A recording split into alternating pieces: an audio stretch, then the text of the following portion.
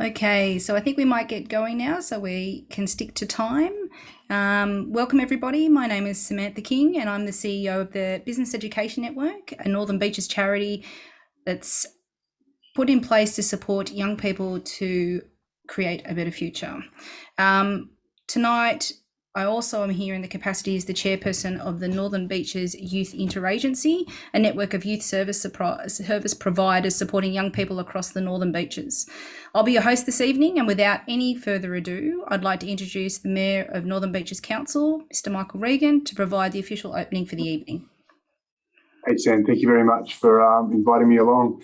My name is Michael Regan, Mayor of the Northern Beaches, and can I start as a sign of respect to the traditional owners? Can I start the proceedings by acknowledging our traditional custodians of the lands, of elders past and present, on which we celebrate today, and other Aboriginal people who may also be present amongst us here online.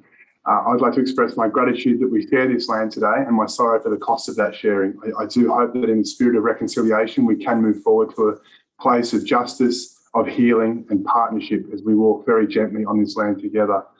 I would also like to acknowledge my fellow councillors online tonight. We have Councillor Penny Philpott, fantastic to have you online, Penny, and Councillor Sarah Grattan, who, like myself and Councillor Harrison, has children doing their HSC this year and knows all about it. But I want to pay particular attention to Councillor Sarah Grattan, who, along with myself and a young student at Freshwater High, approached us to say that she was devastated to learn of the HSC finishing, and for her, it had finished in the end of term 2 when we went into lockdown. And rather than whinge about it and complain about it, she said, "What can we do to ask the politicians to actually give us the choice and make our voices heard?" Because they didn't ask us; they just told us. And Hannah and Sarah set about getting all the school captains locally together, who then reached out to their networks across the state, and suddenly we had an 8-point action plan around the mental health in particular, which was causing the greatest stress, because it seemed crazy that we could have a singles bubble, but we couldn't have a study bubble. And the students asked, and they noted that, and they didn't want to complain and protest. The students just said, "Look, we want to be acknowledged, and we want a decision. We want to be able to choose whether we do the exam, or we want to choose to be able to be graded by our principals and teachers who know us." And they took it up, and we got them a meeting with the right Minister for Education, and a couple of local ministers and politicians. And again, that was driven by the students for the students, and they took a very proactive stance. And if any of you are on here who are part of that discussion or benefited from that, well done to all of you. It's a big deal to step up and ask for help, but you did, and it made a big difference. And we've got a lot of changes. I think 7 of the 8 points have been actioned by the government. So well done to all of you. It wouldn't have happened without you. And Hannah and Councillor Sarah Grattan, well done for making it happen too. Now, we're here tonight to hear about from Dr. Jane Matteis. So welcome, Dr. Jane. We have Miss Trudy Noller as well, joining us to speak as well. And we have Dr. Michael Carr-Gregg, who reminded me that I've been around as long as he has doing these things. In fact, 2008 was our first time together, I think at Glen Street Theatre, we did our very first presentation, and I haven't forgotten some of his great words of wisdom for both the students but also the parents. And I thought, wow, and here I am now, 12 years later, and my own child going through the HSC. And I'll never forget the one thing, and he'll chuckle at this, but it was he gives permission to chew gum during exams, and it really annoys the teachers and those marking you. But apparently it helps give you a 33%, I think it is, boost in concentration. So I never forgot that, and some of the teachers will never forgive you for that either, Dr. Michael Carr-Gregg. But well done, and it's so good to see you all here. I think you're joining us from Victoria, mate, so we sympathise with you also in lockdown. And the past 2 years have been very challenging for all of you students. There's been nothing like it in our lifetime, your parents' lifetime, probably not in your grandparents' lifetime, maybe a few wars disrupting it perhaps, but certainly what you have experienced is probably the hardest thing you'll ever experience in your life. Don't make any bones about it. The challenges, you've all been set to focus on this one exam that's supposed to define you, which, as you keep hearing from everyone else, and principals, myself, politicians, your speakers, this exam does not define you. That's all great and well to hear those words, but honestly, that's all you've been kind of working towards for all your schooling life. So it has been a big disruption these last 2 years, year 11 and year 12, and hats off to you, you survived. You're going to smash it. and the world is very different after school, and you can face anything if you face the last 2 years. Tonight, the study tips you're going to hear, the wellbeing trends and learnings from Victoria, the information about our local Headspace Centre, which is fantastic, and what Headspace is all about, and how universities are responding to the impacts and the lockdowns, and they're being very generous, which is good, and they're looking to support you as well. So we're committed to supporting young people, and especially through these trying times, and we're pushing the universities in particular, but also other institutions and job markets out there. And everyone, I think, acknowledges how hard it's been. So you are supported, and you only need to ask for help. So, and fingers crossed for all of you. And for tonight, it's going to be, you're going to hear some great feedback and some great people talking, as I mentioned there, as guest speakers. We have our designated youth team supporting. So thank you, Justin and team online, for putting this on, providing these opportunities for the young people living on the Northern Beaches. I look forward to getting back to some of those concerts. It was great to see the Ryans be the national champions, our local band, the Ryans, that we saw at Glen Street mid-lockdown live, and they've just taken out the national Triple J school band of the year, which was extraordinary. So I look forward to getting back to some of those activities that you guys on staff make happen. Amazing. So thank you for that collaboration that you guys do. Thanks to the mental health support you provide the other NGOs and the other support that we give. It doesn't go unnoticed, all your hard work and your care and compassion. Please do stay connected with the KLOP social media team and the platforms that we've got. It's Keep a Lookout For is what it's called. They're an amazing group, but I'm just going to hand back to Sam now so we can hear from those who you came to hear from, which is not me. It's these great speakers here. So well done, and thanks for joining us all. Back to you, Sam. Thank you, Mr. Mayor.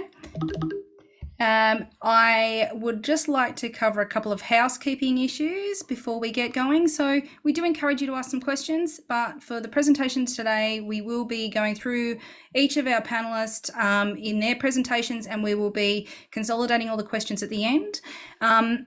It is important that you think about how you're framing the questions. We will treat everything in a general manner so that we're not alienating anyone or making you feel uncomfortable.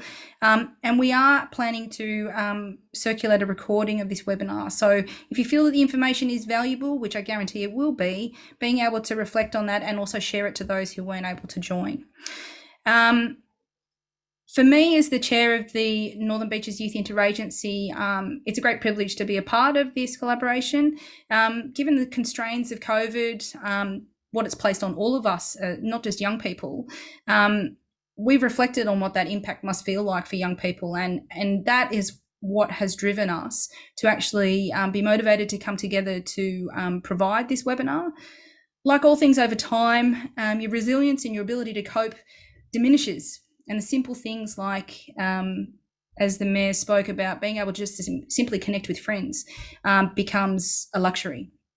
For our young people, not as bad as Melbourne, of course, we have had some extenuating circumstances. And, in reflection, this time in 2021 has been a longer period of lockdown for us on the beaches than it was in 2020.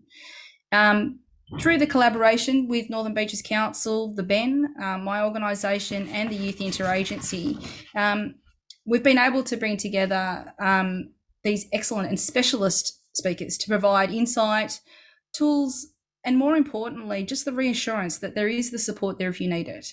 We're all in this together, and I know it's something that's been said a lot, but it is absolutely true. And I'm proud to be a Northern Beaches resident, mum, and a youth worker to be able to say that. So with that, I will kick off with our first speaker, Dr. Michael Carr-Gregg, almost with no introduction necessary, but you're going to get one anyway. So Dr. Michael Carr-Gregg is one of Australia's highest profile psychologists, author, broadcaster, specialist in parenting, children, adolescents, and mental health. He wrote his PhD at the University of New South Wales on adolescents with cancer and named and founded Canteen over 30 years ago with a group of young cancer patients. So with that introduction, I will hand over to you, Mr. Michael Carr-Gregg. You're on mute. Thanks, Sam. Can you possibly make me a panelist so I can share my screen? Is that at all possible? Can you find it in your heart to do that? Let's see. There we go. Beautiful. Thank you very much indeed. So I'm absolutely thrilled to be involved in this particular talk. Again, I thank you very much, Mr. Mayor, for your kind comments. 2008 it was indeed that we did this. And thanks very much to Justin and Sam, the Northern Beaches Council. You really have done an amazing job over the years looking after the young people. And yes, I am broadcasting from Melbourne, and on Monday we will break the world record for lockdown. And yes, our young people, particularly in year 12, have been struggling. Now, halfway through 2000, good friends from Mission Australia conducted this research, and you can download the survey off the internet. It's simply called the Youth Survey 2020, and they surveyed some 20,000 15 to 19-year-olds. And what they did was basically ask young people what their major areas of concern were. And you can see that, oops, I've gone a bit fast there, that the dark purple and the light purple is extremely or very concerned. And you can see that coping with stress, mental health, body image, and study and school and study problems were extremely high, 32.4% for school or studies. So this was before the sort of major impacts of lockdown had hit in 2021. So one would expect that these results would be echoed and amplified throughout Australia. So there was a lot to juggle in year 12 before this rocked around. Now we've got this as well. I always reflect on the words of the Board of Study, a lovely man called Howard Kelly. And if there was one message that I'd want the young people to take away from today, it would be, from this evening, it's that the final year is an important year, but it's not the most important year. And it is just another phase in your career, and the sun and the moon and the stars don't revolve around what happens at the end of it. The key message that I would have for you is you're not your ATAR. You'll never be your ATAR. Your ATAR is a very blunt instrument, and it only measures some particular aspects of you. It certainly doesn't measure your kindness, your contribution to society. And I think, to be honest with you, I think we put far too much emphasis on the ATAR. Last night, I did a webinar with the Faculty of Medicine at Melbourne University, and they had 3 professors and me, and every single one of those professors was saying that this was really something which is going to be relegated to history in the not too distant future. We won't be using the ATAR to select students for very long. And in fact, many universities don't use it now, but I'll leave that to Trudy to talk about. So what's the most important piece of life advice I can give anyone facing year 12? It's really simple. If in life you can't change something, you can always change the way you think about it. And you've got 2 ways you can think about this year. One is that it's going to be incredibly difficult, and that it's very unfair, and that you're probably, feeling totally disadvantaged by the circumstances you're in. The other way to look at this is to see it as a challenge, to recognize that, in fact, this year may prove to be the most outstanding group of young people we've ever seen, and you will go down in history as the group that made it. This is the first time that this generation has ever been asked as a group to make a personal sacrifice of your liberties, your freedom, for the greater good. Now, my father's generation was asked to do that. His parents were also asked to do that, but I've never been asked to do that, and certainly I don't think you have either. And I think a lot of young people are stepping up and doing an amazing job. Michael Regan talked a little bit about some of the young people doing great things. So there are 2 ways that year 12s can cope with what's happening. The active coping, which is doing something to directly solve your problem, getting extra help and supporting yourself, or just basically ignoring the situation, waiting and hoping that it'll improve or go away. And I'm into active coping, and I hope to give you some skills, some knowledge, and some strategies to do that today. So one of the things that I would ask you to do is think about the demands on you and think about the resources that you have got. I frequently get young people to do this exercise in my office, where they literally list all the things that they're really being stressed by, but then I get them to reflect on all the wonderful resources that they actually do have. And sometimes they forget that they have all these fantastic resources. Now, I'm so steeped in year 12 that I've actually written 3 books about it, which is a bit sad, but it makes me absolutely passionate about this topic. And there are 5 really key important messages that I'd like to give the young people facing the HSC. The first is about stress, and that is that, in fact, stress isn't all that bad. There's a very old law in psychology called the Yerkes-Dodson law. And what it says is that under a little bit of stress, your performance actually increases. And as that stress increases, so does your performance up to a particular point. And at that point, once you go past that point, obviously the performance drops. And if the stress continues, you can burn out. So the fact is that you've got to recognize when stress tips you over from being motivating to being overwhelming. The second tip that I'd give you is that no one should ever study for 6 hours straight, because you're not going to be effective. There's buckets of research from the cognitive journals that says the best thing to do is to break up your time into little 20-minute chunks, take a little break, then another 20 minutes, and that is really evidence-based. So give that a go.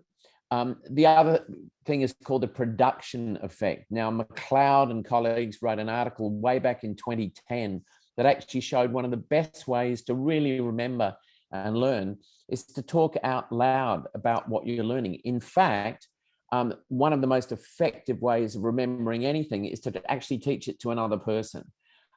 So if you can do that, give a wonderful lecture to someone at home who's interested about what you've learned. That's a very effective way of remembering stuff. The other thing that's important is there's a time-place cue. I don't know if you've ever heard about this, but if you actually study at the same time in the same physical place on a regular basis, that can really help you get into a rhythm of study. And one of the things that's happened with lockdown is that it's thrown us out. We've forgotten about the importance. It's been taken away from us, the importance of the rhythm and the pace of our life. So it's important to put that back. And of course, I'm sure you've heard this a million times, but sleep is, in fact, your very good friend. There's actually a study that was published last year looking at the impact of sleep on academic performance. A lot of people said, oh, look, it's really important. But this particular study by O'Connor and colleagues actually proved that the duration of sleep, the restfulness of sleep is directly related to your subsequent academic performance. So we want you to sleep somewhere. If you read the American Sleep Association, they're telling you somewhere between 8 to 10 hours is ideal for young people. And a lot of young people say, well, how do I get a good night's sleep? That's easier said than done. Well, dim the lights half an hour before you go to bed. Don't be staring into a backlit screen before you go to bed. Don't have a big fight with anyone before you go to bed. Don't drink too much Red Bull before, in fact, any Red Bull or coffee before you go to bed, and see if you can go to sleep and wake up at exactly the same time. On the day before an exam, the single greatest thing you can do is get a really good night's sleep. Promise you.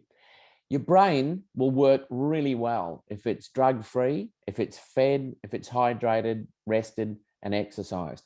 That's what all of the research tells us. And remember, your brain is amazing. Got 100 billion brain cells, 1,000 trillion connections, and they're not all wired up yet. You're still a work in progress. You are, in fact, this magnificent lump of neurological clay. And every single day, you can expand and learn new things. It's a marvelous thing. Your brain is extraordinary. It runs millions of processes every day. It never stops working. but it does need fuel. So what you eat is important. Now, they just did a study at Melbourne University looking at skipping breakfast. And it's quite clear that about 36% of students, and I think that was a conservative finding. I think a lot of them probably a lot more skip breakfast or just have an energy drink. It's not good because, particularly before an exam, you need to eat brain food. And the brain food is basically glucose. Glucose comes from carbohydrates, and your brain, unfortunately, can't store glucose. So you need to top up the levels every day. So obviously, and you've probably heard this from your parents and various nutritional experts, but this would constitute the sort of stuff that you need to eat. Personally, I think before an exam, you need to hydrate. Your brain is about 80% water. So keeping water with you during the exam.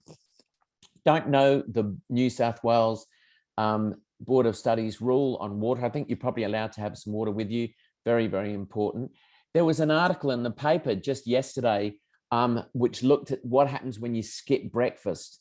And this was a British study. 10,000 students were asked about their fruit and vegetable intake and what they eat for breakfast. And skipping breakfast or just having an energy drink was associated with lower quality mental health, as was skipping lunch. So it's not only bad for your study and your exam performance, it's actually bad for your mental health as well. So what am I recommending? Good old-fashioned eggs. Eggs contain choline, which is a micronutrient. It's actually a building block of a very important neurotransmitter called acetylcholine. I won't give you a boring lecture on neuroplasticity or indeed the functioning of your brain. I think that you'd be bored, but trust me, eggs, awesome. Yogurt, Greek yogurt, amazing. Very, very good for your bacteria in your gut. And we now know probably one of the greatest advances in psychology and medicine in the last 10 years is the connection between your gut and your brain. Blueberries, who doesn't like blueberries? Most amazing of all the fruits. Your brain absolutely adores blueberries. Not suggesting you have this for breakfast, but during the week, if you can have a little bit of tuna and salmon, the omega-3 oils, awesome. Avocados, also sensational for your brain, increases blood flow to your brain and actually taste delicious. And nuts, don't care which type. Walnuts are very, very good for you, but any of these will do. Whack them in a smoothie. You ground them up, and if you don't like the taste of them, can be really good. And breakfast, the ideal breakfast for my friends on the northern beaches before you do an exam would look something like this. Even if you're not into the sort of things that I've talked about, just whack this together. Absolutely delicious, fantastic. And I'll make the slides available to Sam afterwards. Now, everybody has is somewhere along this mental health continuum from time to time. All I want to say to you is that what's crucial is the intensity and the duration. So if you feel in the next couple of weeks that you're spending 2 to 3 weeks or more feeling that you have absolutely no joy in life, your inability to concentrate, you can't sleep, you've got appetite changes, you're feeling miserable most of the day, most of the time, none of those are good signs. And you probably need, not probably, absolutely need to reach out to Jane and her colleagues at Headspace. And she may, in fact, talk more about this, but very, very common. The two problems we're seeing at the moment in young people facing year 12, particularly anxiety, depression, and you can probably also throw in some substance abuse at the same time. So be aware of what to look out for. If you've got major changes in your thoughts, your feelings or behavior, and it's impacting on your ability and it's persistent over time, you definitely need to get some help. And one of the motivational techniques that I am saying to a lot of my year 12 at the moment is to fake it till you make it. Act like you're motivated, and it can become a reality. And one of the techniques I use is to put an egg timer on just for 10 minutes, just to get started. And if you think egg timers don't come in 10 minutes, check out the internet. They basically do. You've got lots of different types of egg timer which you can buy online. Last couple of hints. I reckon study groups are very, very good at this time, particularly online study groups. Very effective to share insights, to teach confusing concepts. You can improve your notes, you share your talents, create yourself a little support system, and you cover way more material online. It's not for everybody, but we know that if you do, it can make learning a lot more fun. There's also very good data to suggest you shouldn't have a study group that's more than 4 to 6 people. Only choose people that you basically know are motivated to do some work. In an ideal situation, you'd meet together in the same physical location. At the moment, we can't do that, so it's online. And they reckon somewhere between 2 to 3 hours is absolute maximum for these study groups to work very well. But if you work at the same time every day, that can work brilliantly. So I think on that note, what I'd like to finish on, a couple of key learnings from Melbourne. There are 2 key messages I have. One is that I would want you to be alert, but not alarmed. This is a difficult situation, but there are a whole bunch of people who've got your back and are trying to make life as easy as possible for you. Secondly, I think you need to recognize that we are getting out of this. You've got a new date to return. Your vaccination rates are above anywhere else in Australia. There is hope on the horizon. As they say, the best view comes after the steepest climb. Well, you are on a steep climb, but the best view is just round the corner. So be a little bit positive. One of the exercises that I'd love you to do tonight after this, if you're feeling very down, draw a circle. Inside that circle, what you should just pop in are all the things that you feel you do have control over. On the outside of that circle, you might like to put a whole lot of things that you don't feel you've got control over.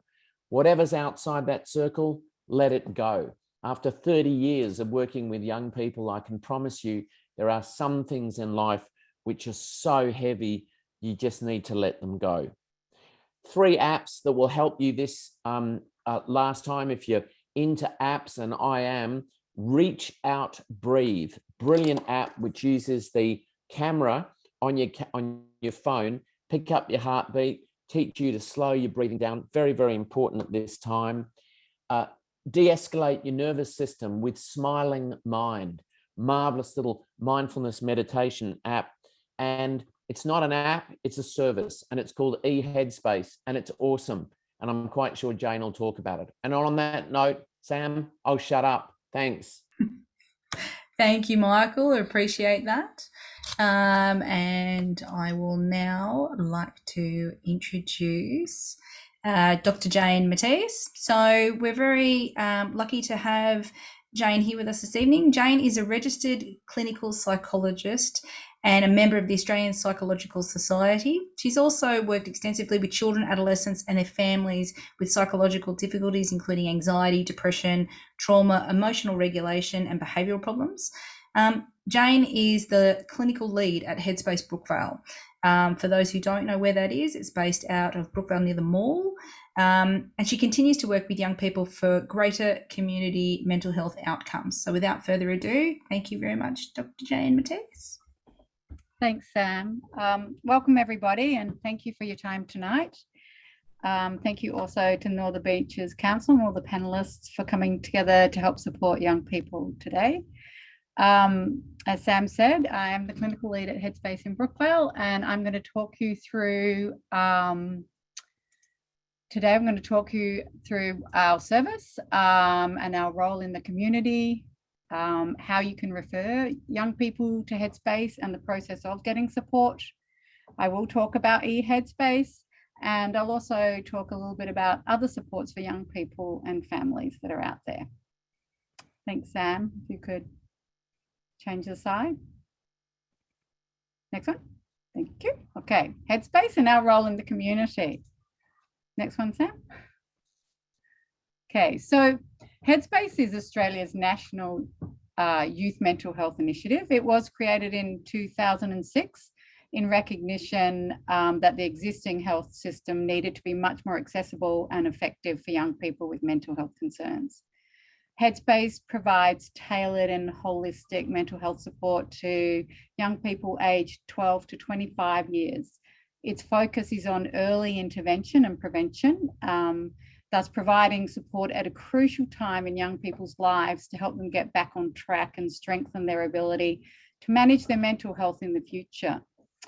Headspace is funded under the Medicare benefit scheme, making it a low-cost bulk billing service that's easily accessible to young people.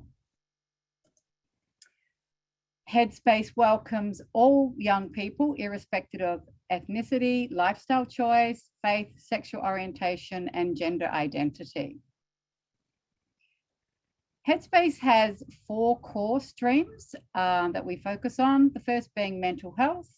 There's also the physical, including sexual health for young people, alcohol and other drug services, and work and study support. This helps to offer young people a wraparound service that ensures that any young person that is seeking support from us can have their needs met. The young people come to Headspace for many, many reasons. The most common reasons that we find young people coming to our service are because they are feeling sad and depressed, they're feeling anxious, they may be having thoughts that are bothering them, they may be having problems with family or friend relationships, stress around study or work or just general life, concerns about their food, body image and appearance, issues with anger, and relationship difficulties or breakups. Every Headspace is a little bit different depending on the needs of the community. At Headspace Brookvale, our team consists of, we've got the admin team, very friendly and welcoming team. They are the first point of contact with our service. And we have the youth access clinicians, and this is what makes Headspace a very unique service. So our youth access clinicians are experienced in working with young people and their families, and they're essentially the care coordinators and main point of contact for the young person and families when they're journeying throughout our service. So they'll conduct the initial intake and assessment on referral, and they also provide brief intervention for young people when required. We also have a team of mental health clinicians, and they provide evidence-based psychological support to young people and the families, and they're trained in a range of treatments. We have 2 GPs at our centre, so we're very lucky to have them to help support the young person with their mental health needs, as well as their physical and sexual health needs. And then finally, we have a youth reference group, and they're made up of young people who are passionate about making a difference in the lives of young people.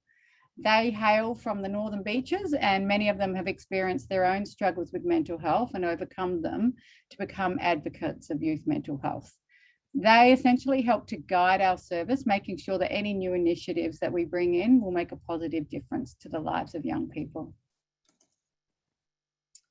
There will be times though where young people that make contact with our service may not be appropriate for the Headspace model of care, and they may benefit from more specialised services or longer term support.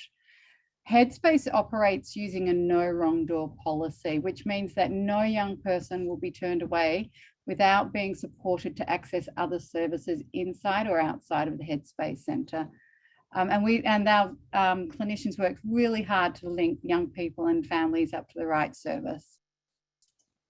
In terms of the referral process, it's very simple. Referrals can be made directly by the young person, by a family member, a friend, a GP, school counsellor. It's easy to access our services. You can just call us, email us, or you can just drop into the centre.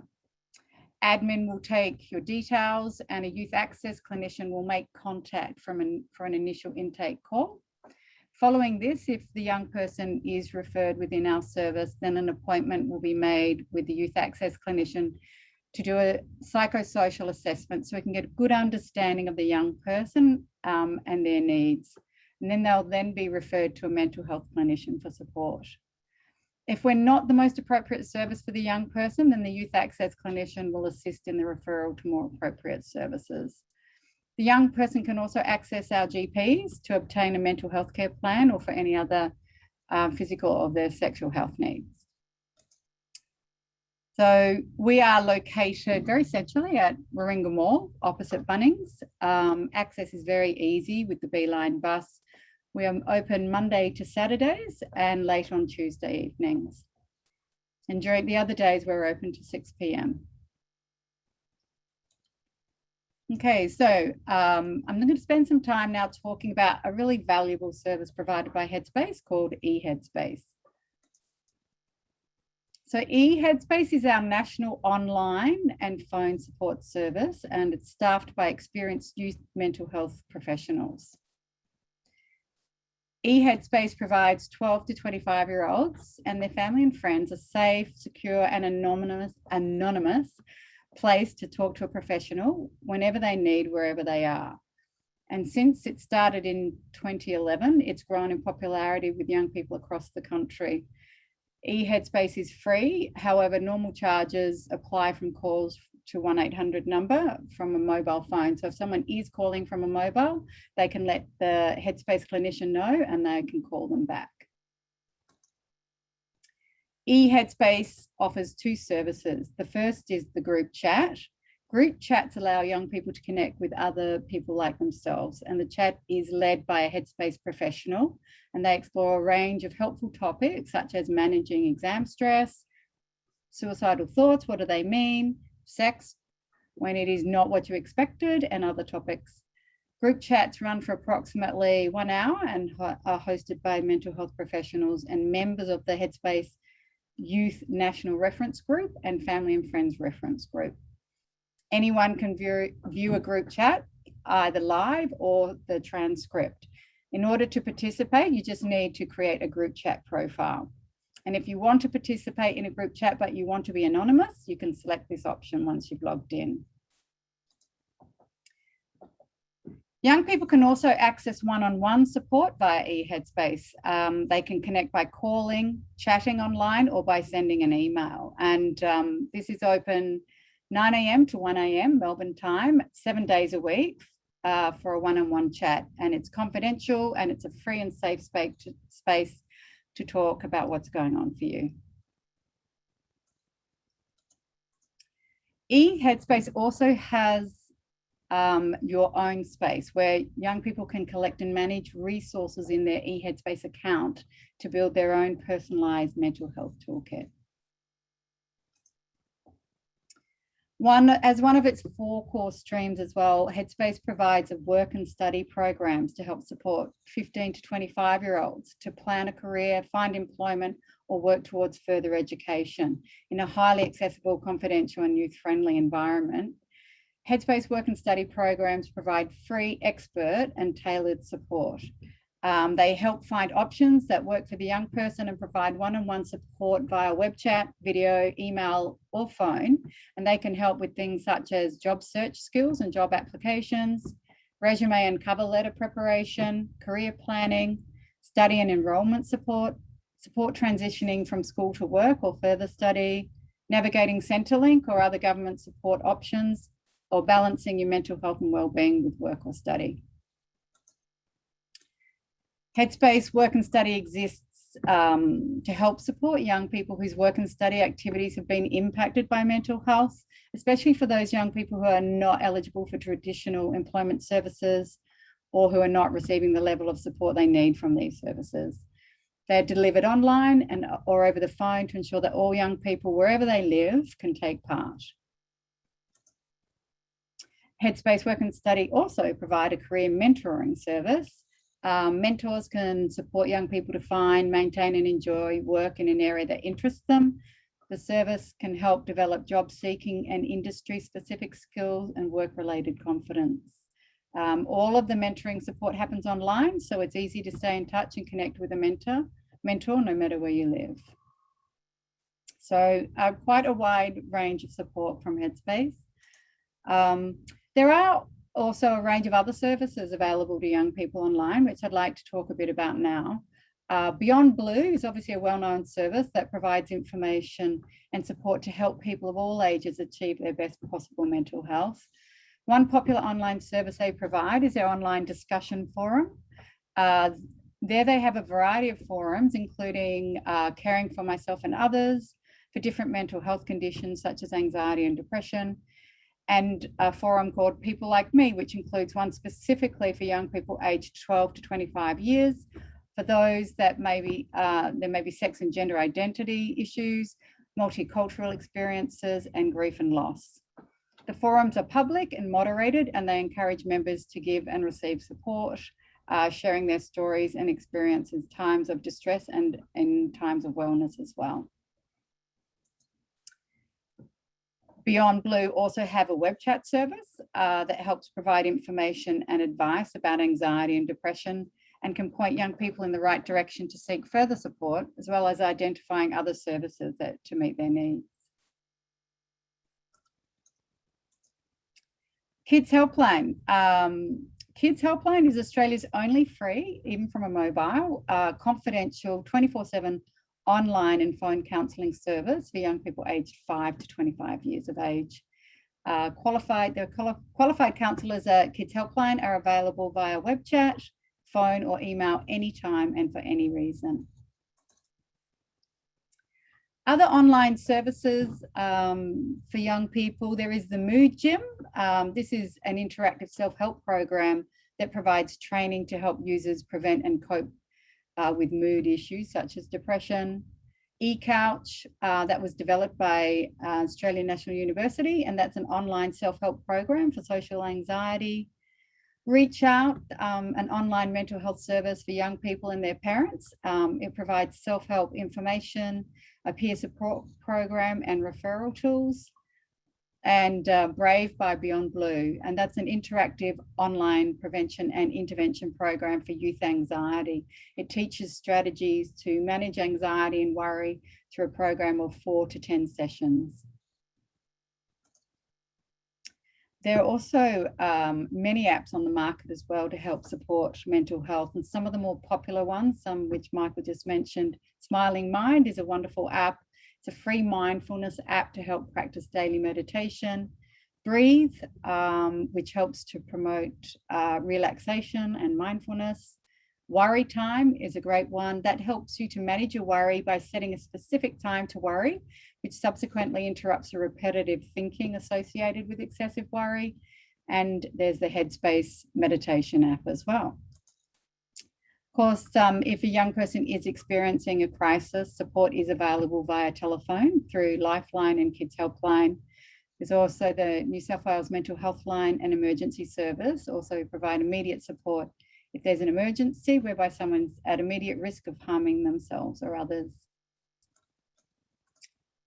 So that's it for me, but thank you everyone for your time, and I hope this information's been helpful in terms of raising awareness around our Headspace services and other services that can help support young people's mental health and overall well-being. Thank you. Thank you, Jane. We will just shuffle across to our next speaker.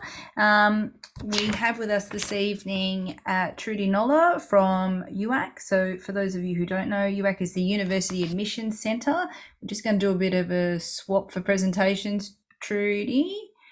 Where we go?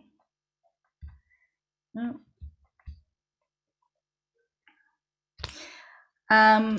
Trudy is the president of NAPSA, which is the National Association of Prospective Student Advisors for New South Wales and ACT. Trudy has worked at UAC for 14 years and has an extensive knowledge of the tertiary education admissions sector. And with that, I will hand over to Trudy. Thank you very much, Sam, and it's really lovely to be here this evening. Yes, NAPSA is a bit of a side venture for me. I work with the universities with NAPSA when we do lots of engagement with students. But my main job, of course, is with UAC, and I'm the community engagement manager there and have been for quite some time now. Many of you, I would expect, know who UAC is, but for those parents that might be listening today, let me tell you who we are.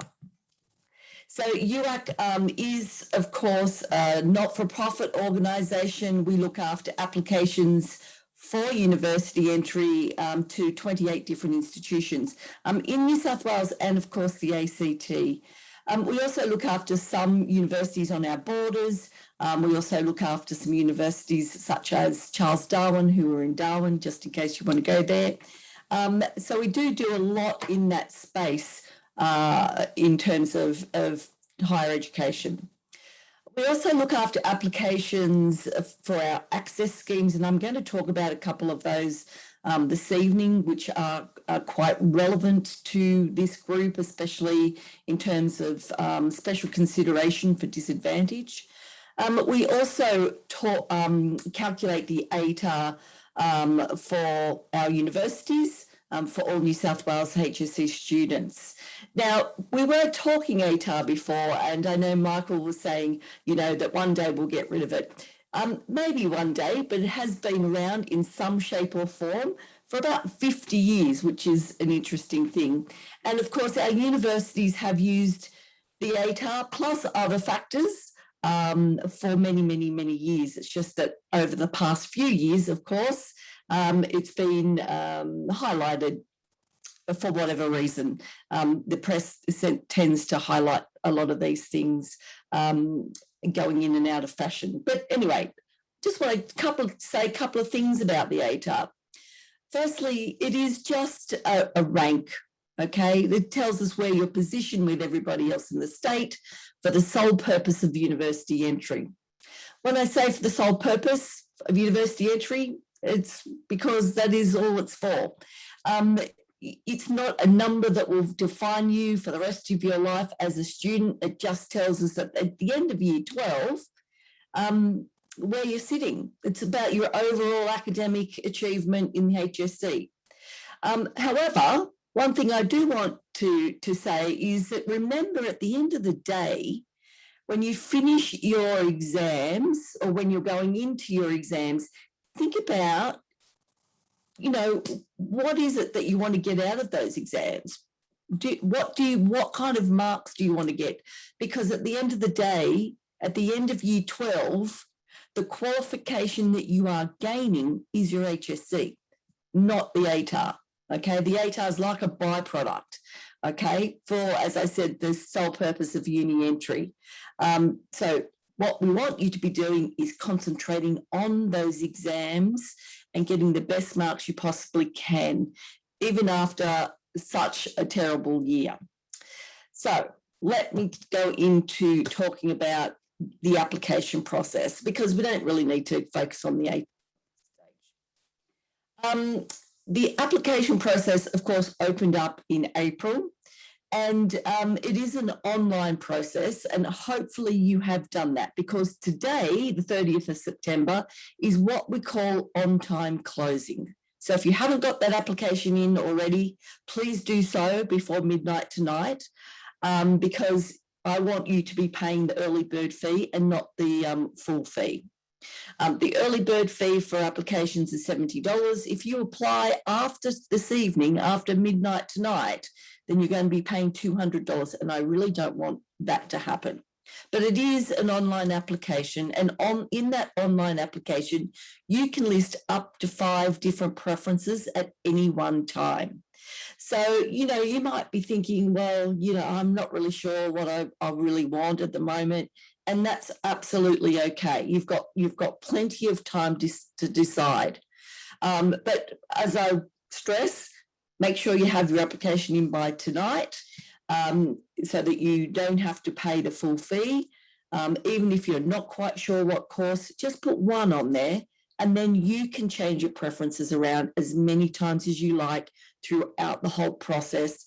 No worries. There's not any extra fee or anything like that. It's just you've got your application in, and you can change them along the way as you become, more have a more understanding of what it is that you really want. Now, of course, when university applications opened, so did our access schemes. And they're, of course, all online as well. And I won't be talking about what we call the schools recommendation schemes today because those applications closed last week. But I will be going on to talk about the educational access scheme in a moment. With the HSC exams moving, and they've been moved, of course, till November, as we all know, then UAC had to work with our universities and with NESA to then change some of our dates.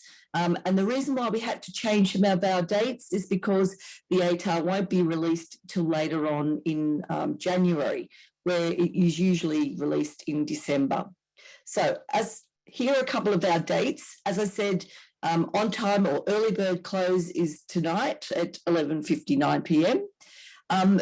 If you applied for the schools recommendation schemes, which is early entry, then of course you will have until the 4th of November to change your preferences to then be made an offer on the 12th of November.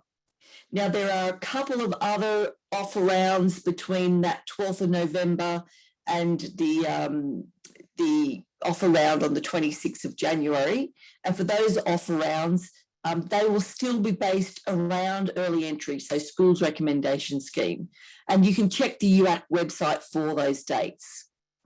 The 20th of November, of course, is when we'll release ATAR, and then you'll have just over 24 hours to change your preferences to be considered based on your HSC results and ATAR on the 26th of January. So just, I think what you really need to do is just keep up to date with the closing dates of change of preference and the offer dates. And remember, if you get an offer in one offer round, so let's say you applied for early entry, accept that early entry offer, remove it from your preference list through UAC, and then, of course, change them around or add more courses, and then you could be considered for another offer in a later offer round. So, sounds confusing. It's not really, but please just follow the dates. If you want to be considered again in another offer round, all you need to do is make sure you have your preferences in order by the close of preference date. All right, so let's talk about the educational access scheme, because this is something that will help students who have suffered some form of disadvantage through years 11 and or 12, which has been a long-term disadvantage. Now, in general, it has to be 6 months or longer, okay? Students would need to provide supporting documentation, and for this particular application, there are many disadvantages. I think there's about 28 different disadvantages. There are none in particular that cover remote learning, so just be aware of that. But it does cover things like long-term medical illness. So if you have been suffering, of course, with some mental health issues or other long-term medical issues, then this is something you might like to look at. But it also does cover things like disrupted schooling due to moving schools or disrupted family life due to things that may be happening at home. So I would definitely get onto the UAC website if you feel that this is you, and have a look at that application, which you can access through your uni application online through UAC. As I said, you will need to provide supporting documentation. And what will this application do? Well, with this application, although it's not a guarantee of entry, what it does do is give you, if you're eligible, gives you a couple of adjustment points that will sit on top of your ATAR that will then increase your selection rank for consideration into the course that you're wanting. Now, this application must be including your documents, by the 17th of December. Okay, so by the 17th of December at the latest. And that will then allow you to get an eligibility letter around the same time as ATAR is released, so that you can make some decisions on that ATAR-based offer. In terms of the application, as I said, it is online. And if you go into your application, into manage your application, you'll find the EAS icon at the top right-hand corner where you can go in to lodge that application. All right, so let's have a look at impacts of COVID, which I know has affected every single student, not just in New South Wales, but of course across the country. There is not one student who I think, whether it be the secondary sector or even the tertiary education sector, that could come away saying that was a great year. That's just not the way it is for the moment. But if you are a student who feels that, you know, lockdown and remote learning has been a real struggle to you, then I would certainly recommend that you get in contact with your school and work with your school to apply for special consideration through NESA, because they are certainly looking after that part of your schooling and that disadvantage. It is a bit of a lengthy process, is my understanding. I don't know the whole ins and outs of NESA's application because I'm not part of NESA, I'm afraid, but certainly work with your school and they will be able to help you through that. UAC, on the other hand, although we don't have, as I said, an educational access scheme disadvantage for remote learning as such, we do have other disadvantages because of COVID that are related to financial hardship, with the disadvantage code of F01K. If you look in the Educational Access Scheme booklet, you'll find that each disadvantage has a code. This particular financial hardship code is F01K, or there is a F01S as well. And that they take in things like JobKeeper and Job Seeker. So definitely have a look at those. With these two disadvantage codes, the financial hardship only needs to be for 3 months or longer. So whereas everything else is a 6-month long-term disadvantage, these are for 6 months. And if your mum or dad or parents out there have been receiving these payments in short spurts, but it does take up the 3-month period, then please apply. So how are universities responding to this?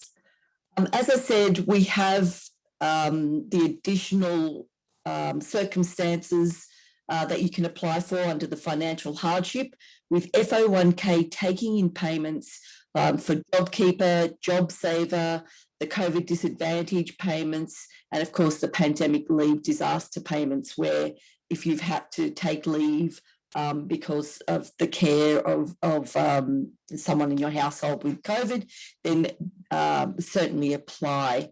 And of course the F01S for the job seeker. These particular codes were added last year. So students in Year 12 last year could apply under these.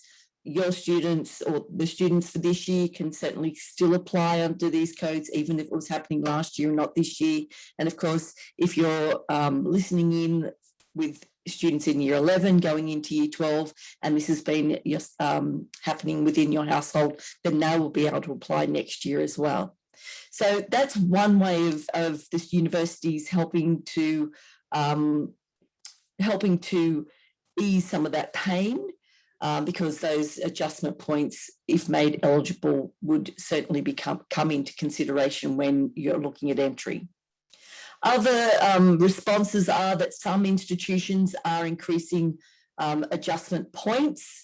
So for instance, Newcastle, and I don't know why that's come to the top of my head, but I do know that, let's say if you were applying to Newcastle, no matter where you're from, they're going to put an automatic 5 points onto your selection rank for any of their courses.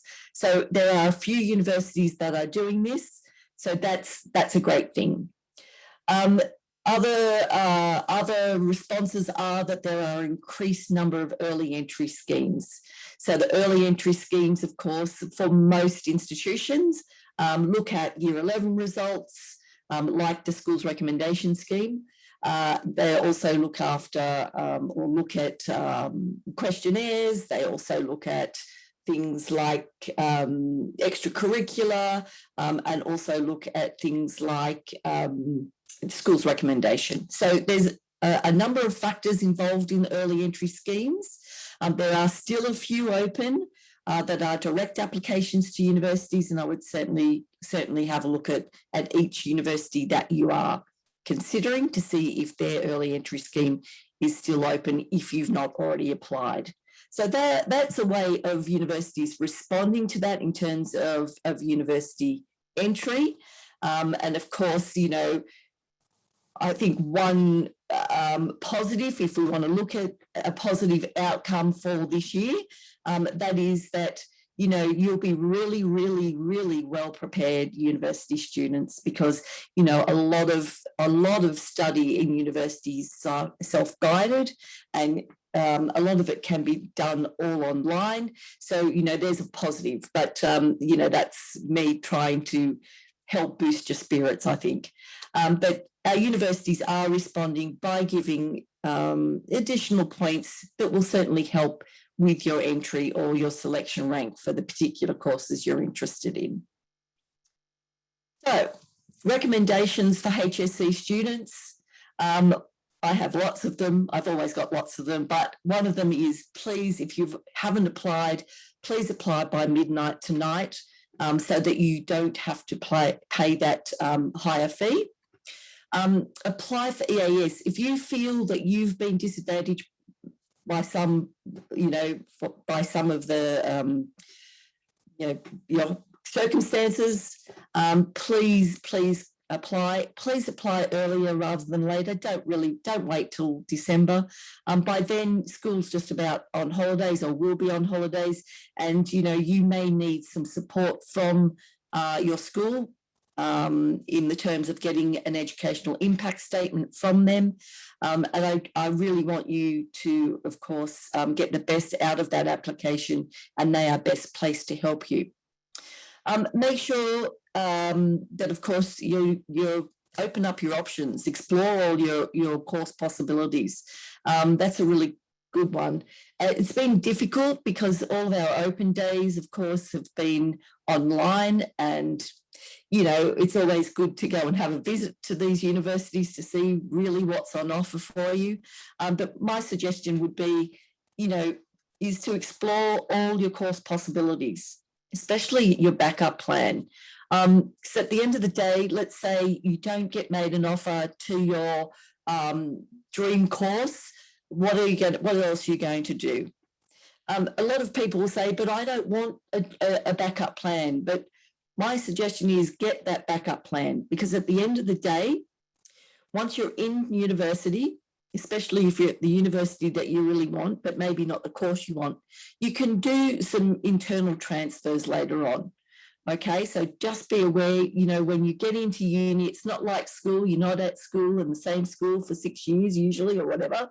At uni, a lot of students get in and they swap and they change and they move from degree to degree all the time, because once you get in, many options open up for you. Make sure your preferences are in order by the close of preference dates, you know, and follow and track those dates as you go along. Don't lose sight of your goals. I know that it's a really difficult time at the moment.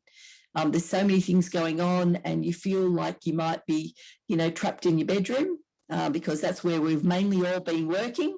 But just remember, it will pass. We all keep saying this, but it will pass, and we will get into some kind of normality soon in New South Wales. Thankfully, we're all getting vaccinated and we'll be able to move forward with this. But please don't lose sight of those goals, whatever they are, whether it's university or TAFE or work.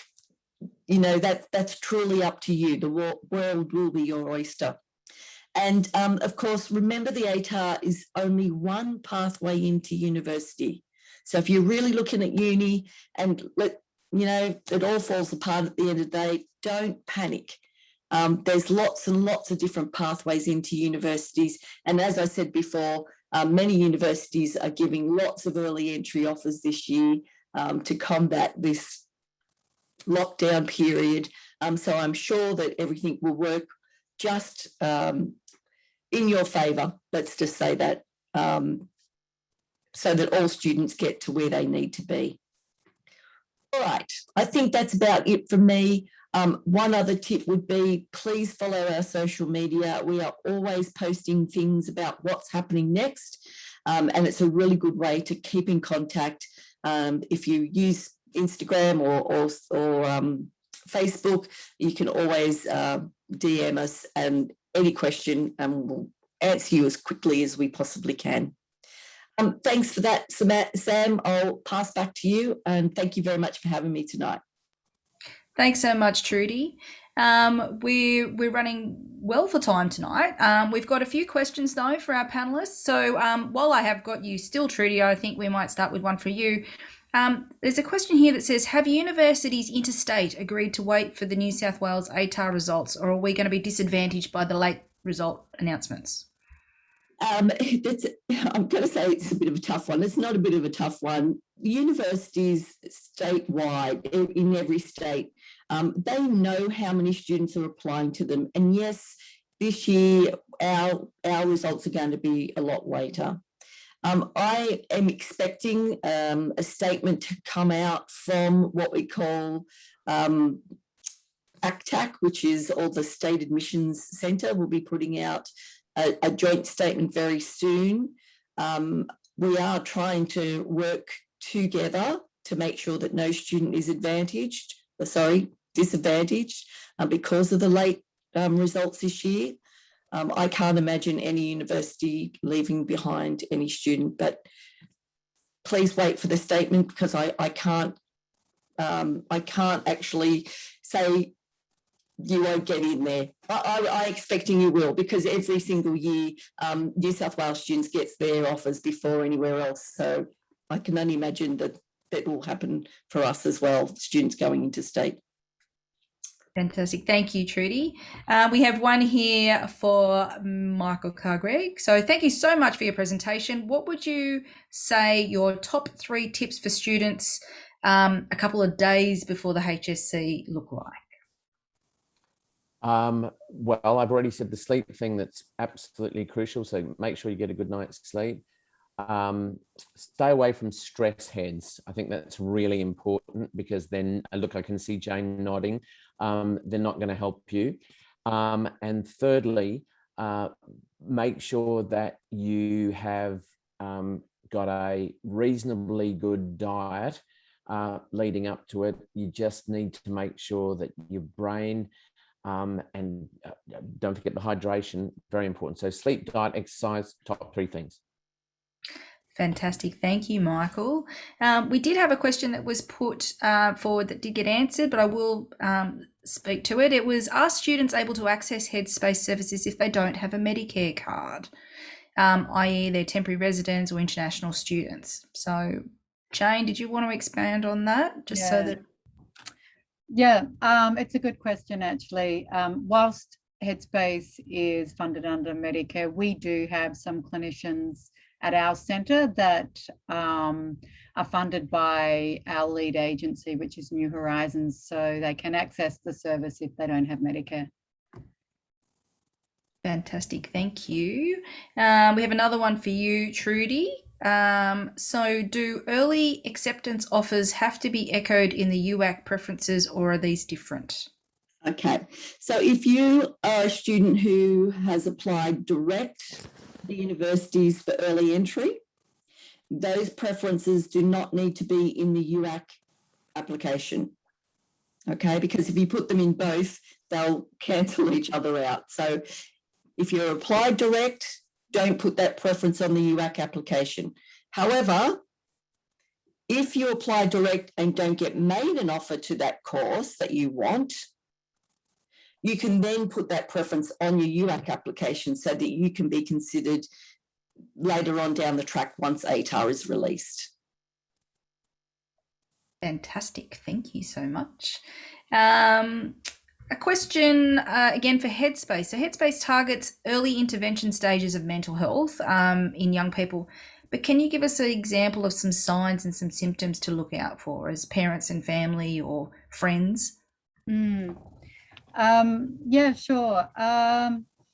And similar to what Michael was saying, actually, if you notice your child being more withdrawn, spending more time in their bedroom, socially isolating, maybe they're worrying excessively, maybe it starts to affect their physical health, their sleep, they're not sleeping well, they're not eating well, then I think if that goes on for a period of time, usually say 2 weeks, then I think it might be really helpful to come and speak to us. Fantastic. And I guess this question, it probably is a bit for you, Jane, and probably you, Michael. What are some things that for parents and family that can be done to help model that, that step to engage? So knowing that, and we're all probably feeling a little bit online fatigued, there's so many amazing resources available through apps, seeing the way that Smiling Minds, etc., is it's much more common in schools. But how do we encourage young people to take that first step to actually get some support? Jane, maybe you can start first because you're on the screen. Okay, encouraging the young person to get some support. I guess being able to start the conversation around maybe what you've noticed, what's going on with the young person in a very, non-threatening way. Something like, I noticed that you seem sad, you're not spending as much time with your friends, what's going on? And then just, really gently exploring, would you like to go and see somebody? I think if you're able to talk to them at a time where they're calm and it's quiet and it's private, and just let them know what you've noticed. And then I think listening's really powerful. So just listen to what they have to say and then, make a suggestion if they want to come and speak to somebody. Fantastic. Thanks, Jane. Michael? Yeah, I'd just like to add to that. I think certainly any sentence that begins so, comma, I've noticed that, ... whatever they respond, you could use the phrase, help me understand a little bit more about that. And thirdly, feed back to them what it is that you think you've heard them say, because that gives them an opportunity to clarify what it is that they actually meant to say in the first place. And with respect to, and obviously I'm here for you, and here are a range of options you might like to take. Can I go with you? Can I take you? And if they're not very keen on the sort of face-to-face approach, remember there's Headspace. Remember that they can always contact the backbone of mental health care for young people in Australia, which is your GP. And they can do that now through, of course, telehealth. And the last thing that I'd say is don't forget Headspace. I mean, Jane's got skin in the game. I don't. I just think it's superb. It's one of the proudest things. I used to go overseas and talk about it. Hopefully I'll do that again. But it really is a superb service, and I recommend it. And it might be easier for them than face-to-face to start. I think with that is that the whole the chat as well. They can use chat on their phone, so they don't have to do the whole face-to-face thing if they want to. But sometimes young people bring their friends in with them for the initial sessions as well. That helps them just feel a bit more comfortable coming in. So we're open to anyone coming in to supporting the young person. Fantastic. Thanks, Jane. We have a couple more for you, Trudy. So firstly, I'm a year 11 mum. When do I start applying for early entry?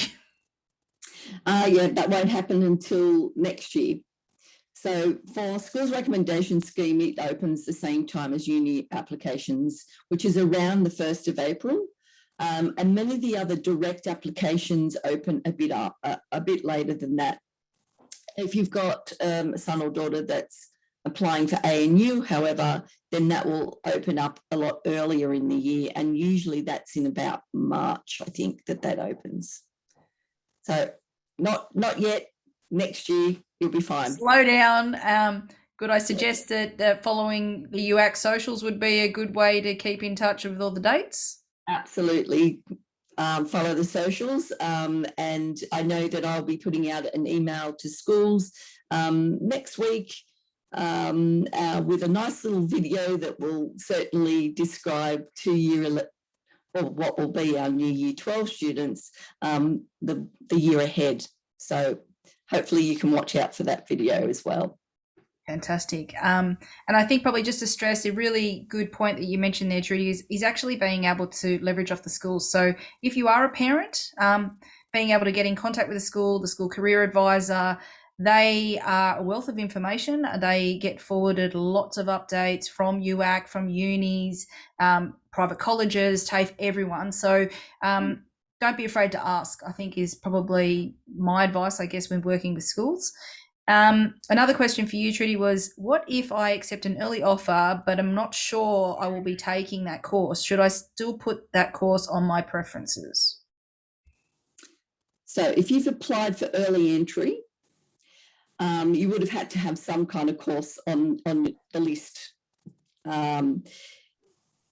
We would always say, if you get an offer, accept it, okay? Because there's just no guarantee of another offer.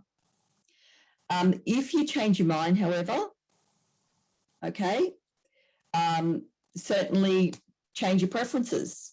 All right. Now, I'm going to go back to the early entry part of it because, as you know, there are almost another 14 direct applications for early entry.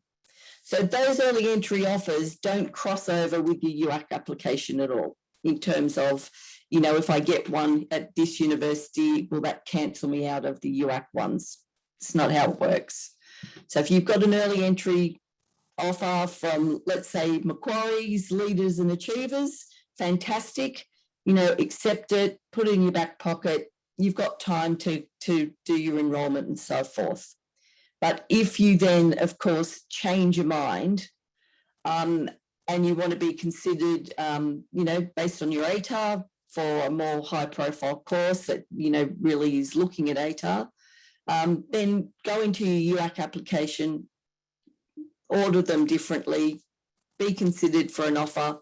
If you get an offer, you can accept that one. You could even, if you wanted to, be considered for another offer in the next offer round as well. So it's just a matter of changing your preferences around throughout that process. But, you know, you can only study one course. So I wouldn't keep just accumulating offers because at the end of the day, you're going to have to certainly formally withdraw your acceptance. So, yeah, you've got time to think about it, but yes, you can get another offer later on.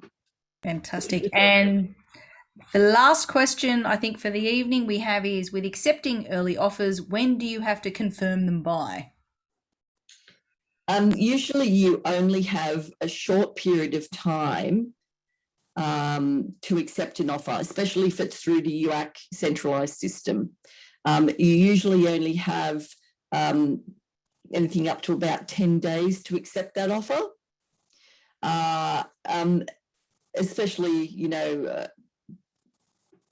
once the new or the next offer round is coming, they usually close it off. So as I said, once you get it, just accept it. Even if you think, oh, actually, I don't want that again now, just accept it because, as I said, no guarantee of another one. Change your preferences and then go for another one. Fantastic. Well, thank you very much, Trudy. And thank you very much to all of our panelists tonight. I hope that for all of our attendees, it has been a valuable insight into some tools, tips, tricks, and some reassurance about the coming weeks. I'd like to wrap up by acknowledging the Northern Beaches Youth Interagency and their support in working with the council, our panellists, of course, Michael Carr-Gregg, the support of Dr. Jane Matteis from Headspace, and of course yourself, Trudy, from UAC. A couple of key things. So a recording will be made available after the probably within a few days. We will be doing a quick survey for attendees. So when you log off, you'll be prompted. It will only be 5 questions, and I promise you it won't take long, but it is really valuable because it assists us plan any future webinars and supports for families and young people. And in addition to the recording, we will also have a handy info pack as well as the slides for tonight. So with that, thank you very much for joining us this evening, and we wish you all well. Stay safe.